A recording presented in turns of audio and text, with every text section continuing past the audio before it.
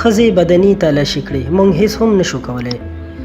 دوستانو دا قصه د عبیدالله کریمي ده چې د جرمني هیواد تللو ته یې نیت کړی و.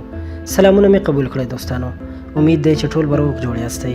عبیدالله کریمي د امنیتي ستونزو له امله مجبور شو چې خپل هیواد پرېږدي او جرمني ته لاړ شي چې هلته روښانه راتلونکی ولري.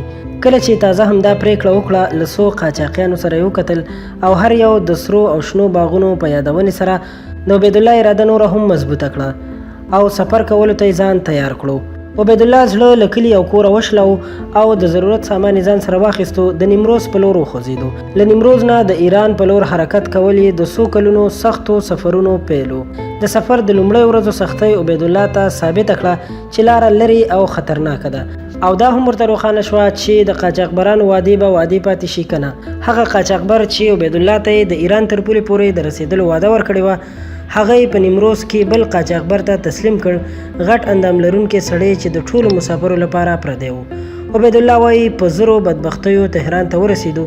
هغو قاچاقبرو چې په دې مسیر یې مسافر لیږدول، په وړو موټرو کې 15 نه تر 20 کسان مسافر لیږدول او په لویو موټرو کې تر 500 کسو مسافر به ځای پر ځای کول.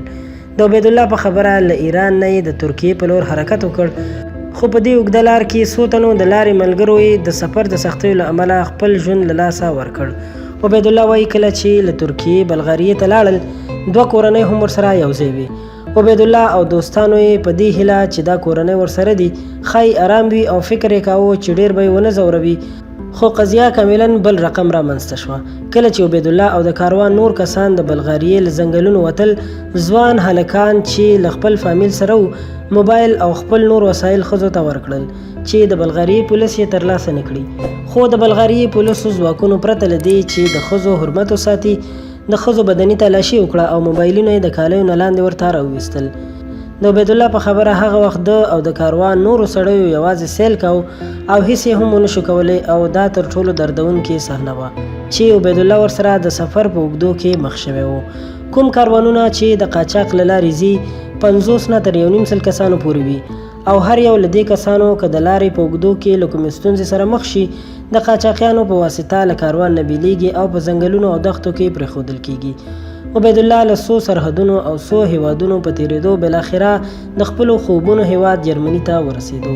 د عبیدالله یو شمېر ملګرو وروسته له دې چې څو میاشتې د پناه غوښتونکو په کیمپ کې تېرې کړې وې، رواني او عصبي ستونزې ورته پیدا شوې وې او بیرته افغانستان ته را روان شول. خو عبیدالله ونه غوښتل چې څو میاشتې زحمتونه یې بې پیلې پاتې شي. هغه د کیمپ ټولې ستونزې، لوږې تندې او بې برخلیکه ژوند په ځان مني تر څو د خپلې خوښې پایلې ته ورسیږي. عبیدالله 2 میاشتې په کیمپ کې تېروي. هغه کیمپ چې له 100 زیات کسان پکې نه ځایدل، خو کله به پکې له 1000 تنو هم زیات کسان اوسېدل. له 2 میاشتو وروسته عبیدالله او یو شمېر دوستان یې د 6 میاشتو لپاره کیمپ ته نږدې په یو هوټل کې ځای پر ځای شول چې خدمتونه یې نسبتاً ښه وو. چانس او وخت له عبیدالله او ملګرو سره یاري ونه کړه او بیرته کیمپ ته لاړل. عبیدالله 1.5 کال بې برخلیکه تېر کړل. څو چې د مرکې وخت را ورسېدو، هغه وایي د مرکې له ترسره کېدو وروسته د هیلو دروازه یې پرانیستل شوه او هیله یې درلوده چې د المان دولت له لوري د پناه غوښتونکي په توګه ومنل شي. خو 1.5 کال نور هم په تمه پاتې شو او په پای کې یوه ورځ له ورځو یې خبر ترلاسه کړ چې مرکه بریالۍ نه وه او نور نشي کولی په المان کې پاتې شي. هغه وایي د المان د منفي ځواب په اورېدو ټوله نړۍ راته تیاره شوه. 4 کاله در په در د دې لپاره چې خپلو هیلو ته ورسیږي او په پای کې منفي ځواب ښایي د نړۍ تر ټولو سخت کار وي. عبیدالله چې کله المان ته د سفر تکل وکړ، 22 کلن و، خو 4 کاله وروسته په 21 کلنۍ کې له کومې لاسته راوړنې پرته بیرته خپل هیواد ته راستون شو. هغه اوس په کابل کې اوسي او د کار په لټه کې دی.